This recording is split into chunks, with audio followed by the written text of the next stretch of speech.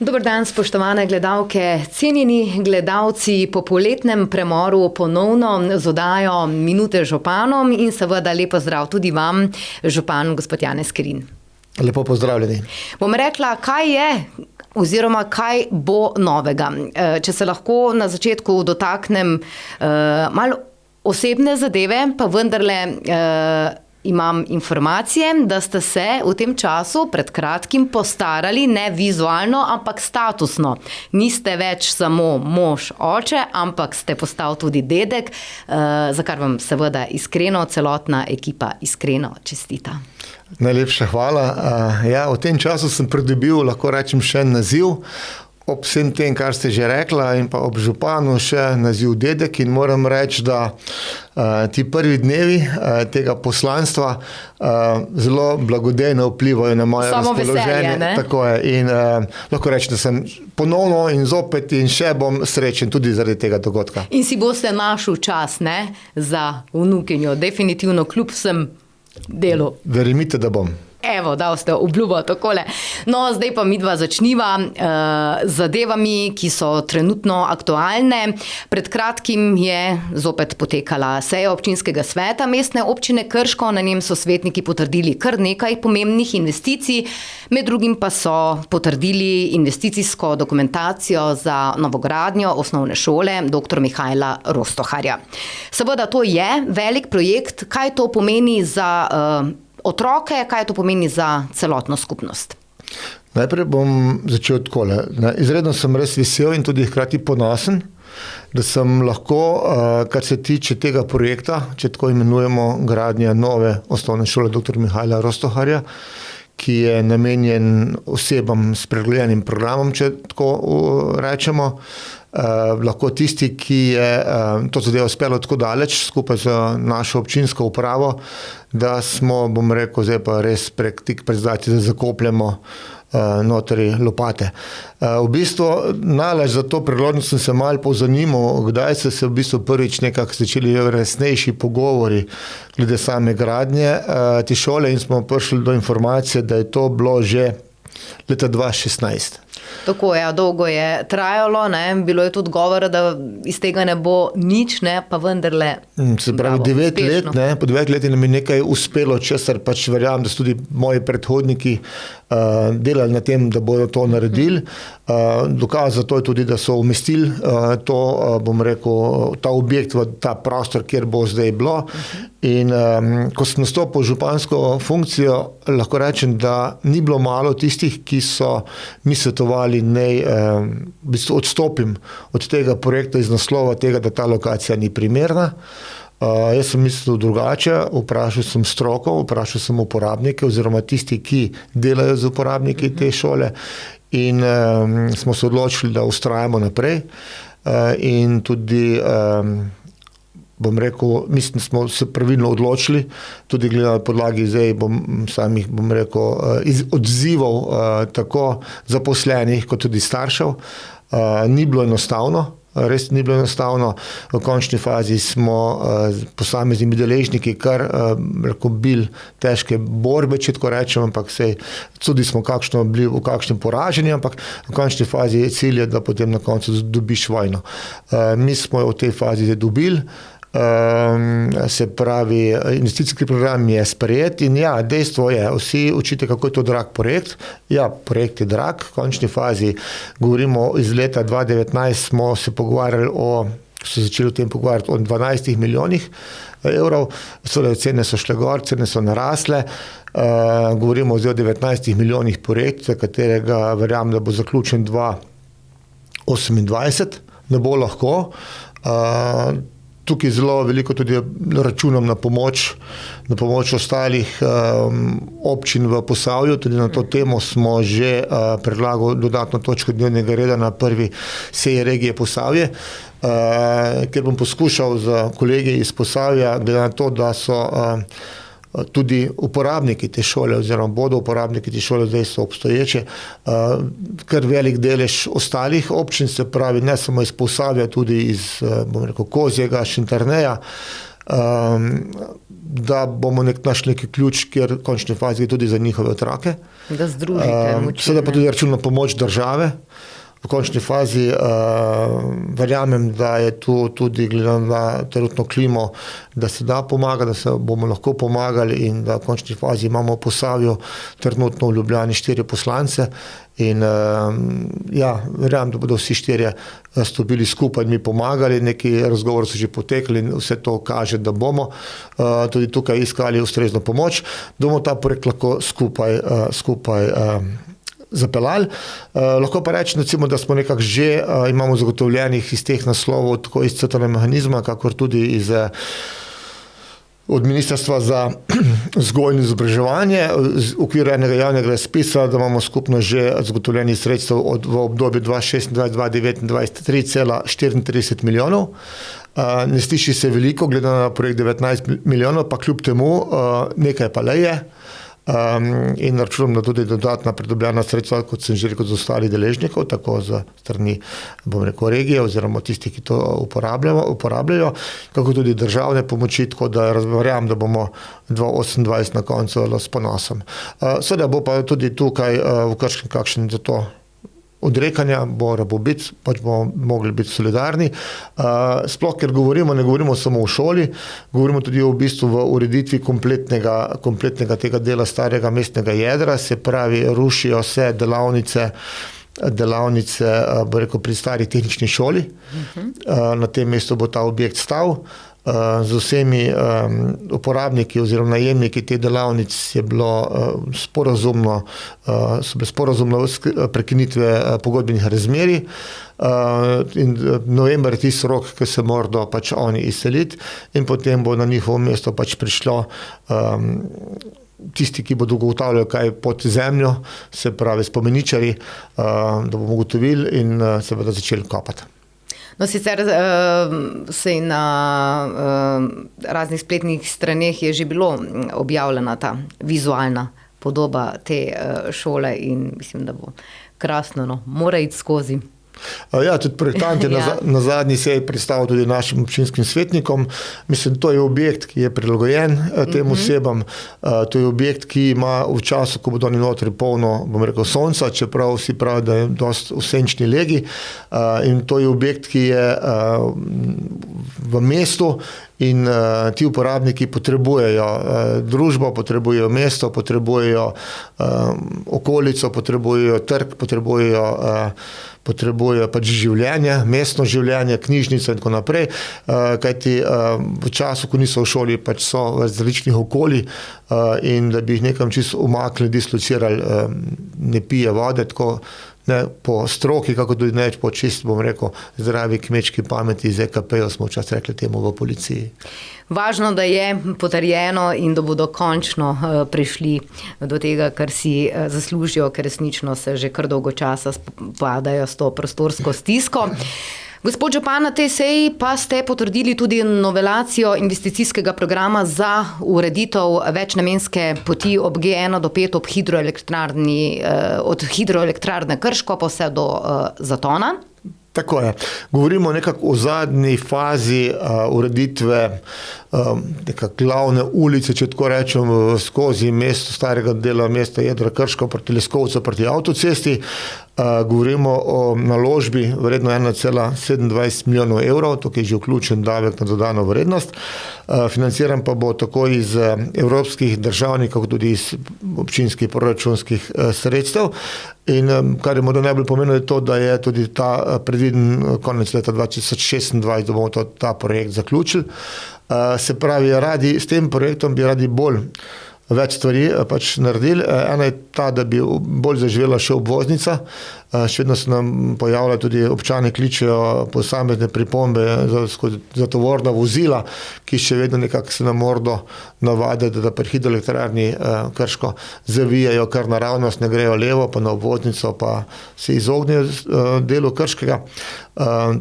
Drugo je to, da bo potem ta ulica, ki je zdaj še državna cesta, ko bo zaključena, ko bo obnovljena, postala občinska cesta, v končni fazi tudi državi ni interes, da ima dve vzporedni državni cesti tudi iz naslova vzdrževanja. To je del resnice. Tretje je, da v starem delu mesta jedra zelo pogrešamo ustrezne parkirne površine. Se pravi, s to obnovo te ceste bomo pridobili novih urejenih 86 parkirnih mest. Bila bo tudi enosmerna ulica, tako da bo tak krožni promet in skupaj z prej navedenim projektom, se pravi postavitvijo šole, ureditvijo trga in pa zaključkom te obnove tega odseka te ceste bo, rekel, staro mesto Jedra Krškega dobilo nek dodaten pridih mesta, mestnega življenja, dovolj jih ne bo nikoli, ampak bom rekel za primerno količino parkirnih prostorov, tako za stanovalce, kot tudi za tisti, ki bodo prišli v ta del mesta na obisk. Kdaj predvidevate, da naj bi na tem področju zabrneli stroji? Podpisan je v bistvu sofinancerski sporazum z državo, se pa odvisno tudi malo od dinamike same, ampak glede na to, da je časovnica predvidena, da bo 2026 zaključeno, če bo vreme naklonjeno, morda jaz predvidevam že morda kmalu, zelo kmalu, zdaj težko bi pa rekel, ali drug mesec ali pa morda oktobra, novembra, ne vem. Težko bi predociral svoje trenutno vedenje. Greva naprej. Še eno kljukico imam tukaj zapisano, namreč potrjena je bila tudi investicijska dokumentacija za projekt kolesarske povezave Sava Bike. In bom rekla, da se zdi, da bo Krško v prihodnosti nekako raj za kolesarje, za rekreativce. Kakšne so vaše ambicije na tem področju? Jaz tako rekel, da tisti, jaz sem kolesar, in po duši in po srcu in tudi v praksi. In kot kolesar se srečujem z velikimi kolesarji, tudi ko se skupina, recimo ena je konstantna iz Zagorja, in ko naprej, ko se srečujem z njimi, hodijo dol kolesariti, ker imamo zelo dobre pogoje za kolesarjenje. Če si človek želi hriba, gre v hrib, če si želi ravnina, gre v ravnino. Ni izgovorov, ne? Ni izgovorov.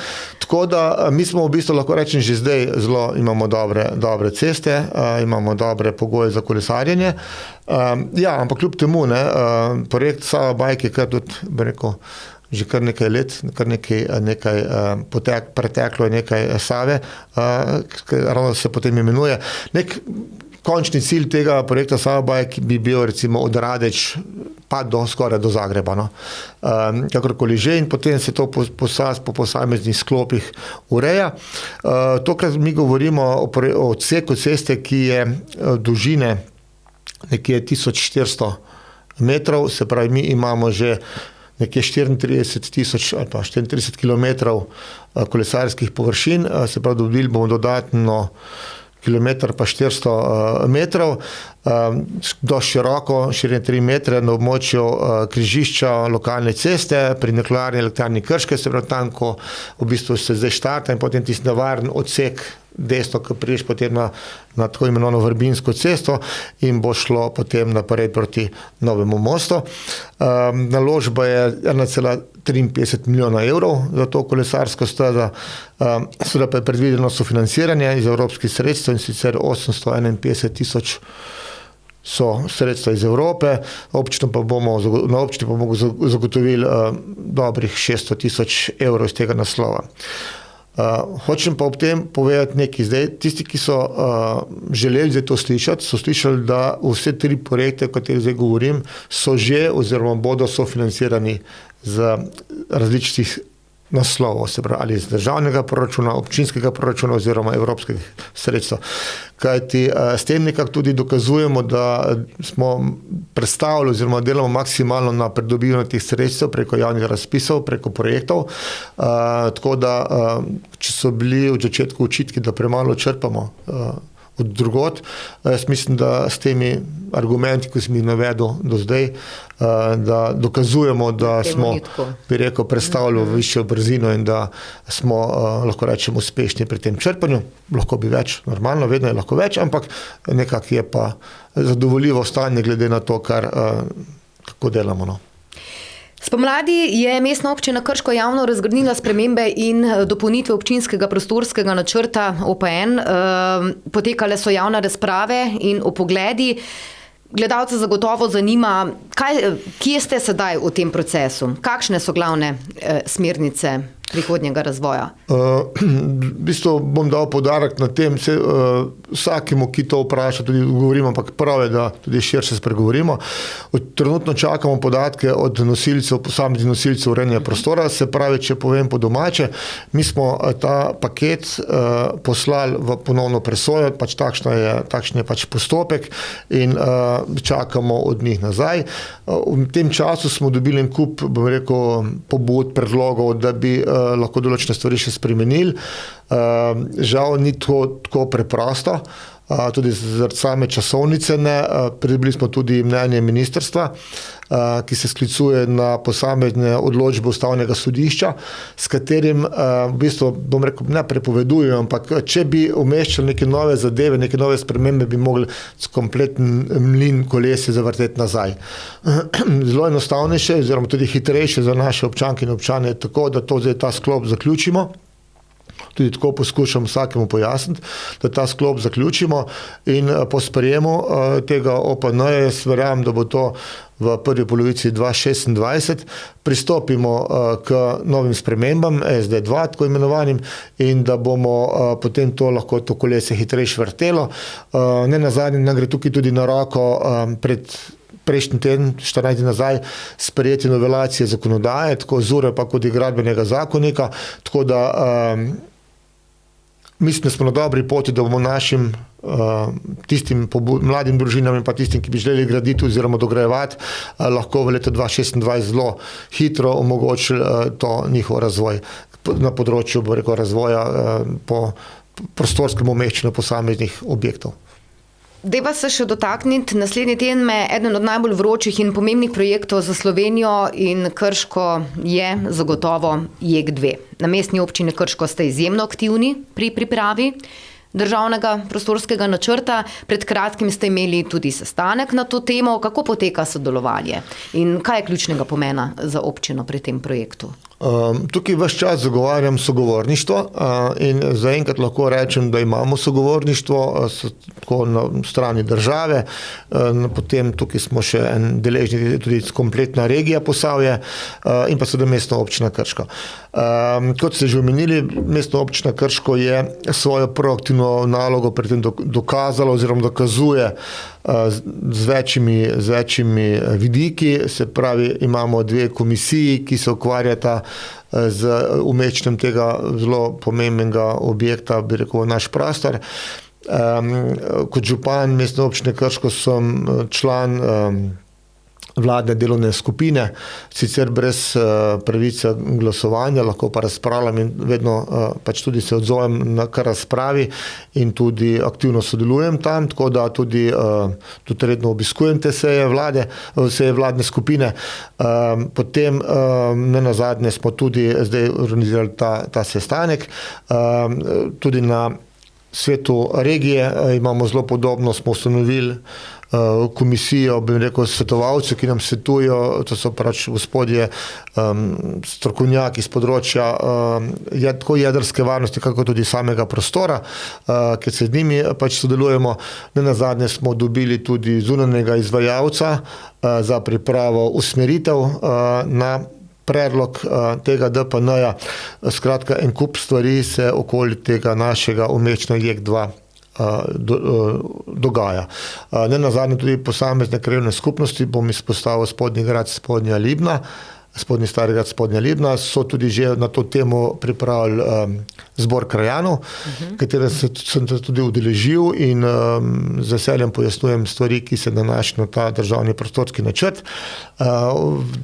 Ven smo dali tudi članom komisije in pa tistim deležnikom, ki so pač aktivnejši vpeti, prav svet regije, te svetovalci, smo dali tudi nek osnutek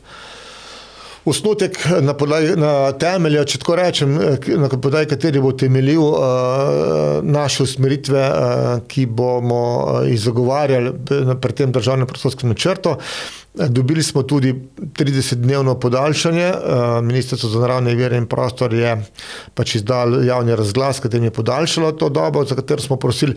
Mi smo prosili sicer za 90 dni, ampak verjamem, da bomo tudi tukaj našli skupni jezik, kajti cilj vsega je, da pripravimo kvalitetne smernice oziroma usmeritve za ta DPN, ki ne more biti po moje vezane na 1 ali pa 2 dni. Ne. Se pravi, če ne bomo uspeli v 30 dneh, pa če bomo 32 dneva, pa zato bojo zavrli. Mislim, da gre za preveč pomemben objekt, preveč strateški projekt, projekt več generacij, ga radi imenujejo projekt več vlad, tako da tukaj ne bi smela igrati nobena vloga zdaj sama politika, ampak bolj kvaliteta. Tako da tukaj smo zelo proaktivni. Tudi samo Ministrstvo za naravne vire in prostor je pripravilo podobno srečanje za vse občanke in občane v Kulturnem domu Krško, kjer se je pojavila en kup vprašanj in tudi nekaj odgovorov smo že to dobili, nekaj še bomo. Skratka, hočem povedati, da DPN, državni prostorski načrt, predlog DPN je živ dokument, predvidoma se bo sprejel 2028 ta dokument, sedaj en kup vprašanj, en kup takšnih drugačnih pomislekov, dvomov naših občank in občanov, najbolj se osredotočajo ti pomisleki na samo lokacijo, mikrolokacijo, vzhodno in zahodno. To je en izmed takih pomislekov, ki je najbolj aktualen. Drugi je pa višina tega hladilnega stolpa. In pač razne pobude, predlogi, iskanja rešitev. Na teh dveh poglavjih, lahko rečem, največ časa preživimo na teh sestankih in pa vprašanjih in pa seveda tudi s tem povezanih odgovorih. Tako da mi bomo v tej smeri tudi nadaljevali, se pravi, zdaj smo proaktivni skupaj z zunanjim izvajalcem pri pripravi teh usmeritev, katere bomo, ko bojo pripravljeni do te mere, tudi seveda poslali na pristojno ministrstvo, da jo potem obravnavajo naše neke pripombe, naše želje, kako vidimo razvoj mestne občine Krško, se pravi mesta Krško z okolico in pa seveda tudi ostalih delov, mi v Krškem. Seveda pa tukaj tudi regija razmišlja zelo podobno, kajti v končni fazi, če gre za vse slovenski projekt, tudi je prav, da tudi regija aktivno tako zdaj sodeluje, kot tudi potem, da ima neke dobrobit od tega. Gospod župan, sva nekako pri koncu tokratne oddaje. Morda še Mestna občina Krško se že 17. leto zapored tradicionalno pridružuje Evropskemu tednu mobilnosti, ki letos poteka pod sloganom Mobilnost za vse. Tudi na tem področju ste pripravili pester program. Zakaj je ta dogodek za občino tako pomemben? Mestna občina Krško kot taka je nekako, bom rekel, vsi se hočemo pripeljati z avtom do vrat tam, kjer pač neko storitev potrebujemo. In Evropski teden mobilnosti je en izmed pomembnejših, bom rekel, dejavnikov, preko katerih želimo ozavestiti naše občanke in občane, da pa morda tudi dobro, da kako pot naredimo z mestnim avtobusom, sploh zdaj, ki imamo 2, en celo električni, da morda si poslužujemo našega Kršana, da imamo tudi dobro razdeljeno mrežo izposoje koles, katero tudi letošnje leto še dopolnjujemo z 2 novimi lokacijama, da morda spoznajo tudi na ta način naše kolesarske poti, da se kakšno nedeljo, namesto da grejo z avtom na izlet, usedijo na kolo in da prevozijo teh 34 km ali manj, pravi, kot sem že rekel, kakorkoli kdo želi, da spoznajo tudi morda kakšen sprehod po starem delu mestnega jedra Krškega, imamo zelo lep park, imamo zelo lepe klopce za posedeti, skratka. Namen tega je, da nekako pride nam v telo, v razmišljanje. Da se ljudi spodbudi, ne, k temu. Ja, da je to, pač največ naredimo za sebe in za svoje zdravje, če spremenimo miselnost in potem nekako to tudi v praksi zaživi. Ne nazadnje tudi, da se morda spomnimo teh priložnostih za mobilno ovirane osebe oziroma ranljive osebe. Tudi tukaj posvečamo veliki pozornost z sanacijami klančin, z prehodi za pešce, če je tam upravičeno, morda s kakimi tako imenovanimi ležečimi policaji, kateri sicer moram povedati, da zadnjič, če prišel en gospod do mene, on bi imel na odseku 500 metrov imel kar 3 take, ne? Tako da včasih to ne gre, ne? Vedno odločitev, morda tudi da javnost to sliši, odločitev za ležečega policaja ni tako čisto, zdaj pa si to spomne, vedno se upravijo določene meritve na tem delu vozišča oziroma ceste, ali je to upravičeno, ali prekoračitev hitrosti so res, ali v bližini kakšna šola, kakšen tak objekt, skratka, ni zdaj tako, da bi se nekdo spomnil, pa tam bomo dali, tam pa ne. Vedno je nek argument od zadaj in potem, ko to razložiš občankam, pa občanom to razumejo. Čeprav potem vsak samo vidi, tam so dali, ker on ga pozna, pa nas pa ne. Tako da morda čisto kot anekdota. Nisem bil še župan, pa sem tudi začutil potrebo, da bi bilo tam, ko jaz prebivam, bil ležeči policaj, ne. In tako lepo so mi potem pojasnili in zdaj razumem. Ja, se dejansko, če se ne ukvarjaš s tem, želje, apetiti so, ne vidiš pa celotnega ozadja, ne? Takrat nisem razumel, zdaj pa razumem, ne. Takrat so mi potem dokazali, kako so napravili meritev, ni bilo prekoračitev, skratka, ni bilo potrebno. Gospod župan, bom rekla tako, najlepše se vam resnično zahvaljujem za izčrpne odgovore, ravno zato posnamemo to oddajo, da si ljudje ne grejo in ne poslušajo samo, kaj se govori iz ust do ust, ampak da izvemo podrobnosti iz prve roke, tako da še enkrat hvala za pojasnila. Jaz, ko tole poslušam, bom tako malce sarkastična, bom rekla, župan in ekipa dela, ne? Ja, župan nekaj dela, pa župan bi še rad tudi nekaj še naredil, kakorkoli že, v končni fazi ta župan ne bo nič tudi na sabo odnesel, tako kot noben drug. Vse, kar je narejenega, vsak meter asfalta, vsak nov prometni znak, vsak projekt, ki smo ga naredili, pa ki je delamo, ki je v teku, pa ki bo še v teku, bo ostal nam, našim zanamcem, tudi tistim, katerim sem postal dedek, skratka, to bo ostalo v okolje in to je dodana vrednost našega življenja in to ljudje že opažajo, vidijo, morda malo bolj še to vidijo tujci, ampak kakorkoli že jaz verjamem, da bodo tudi domači, naši občanke in občani to še bolj videli, če se tako pogovarjamo odkrito, da povemo. In še vedno, moja vrata so vedno odprta, tako kot so bila prvi dan, bo tudi še vedno in morda za kakšno pojasnilo predno naše občanke pa občani kakšne zaključke delajo, z veseljem jim povem tudi morda drugo plat, drug argument, zakaj je temu tako oziroma zakaj temu ni tako in verjamem, da bo potem tudi ta zorni kot gledanja na delo župana pa na občinske uprave čisto drugačen.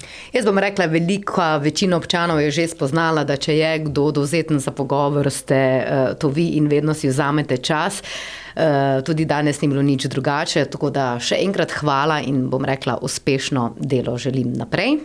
Hvala za želje in hvala za povabilo. Hvala lepa pa tudi vam, cenjene gledalke in gledalci, kjer ste bili z nami in se vidimo v prihodnji oddaji. Srečno.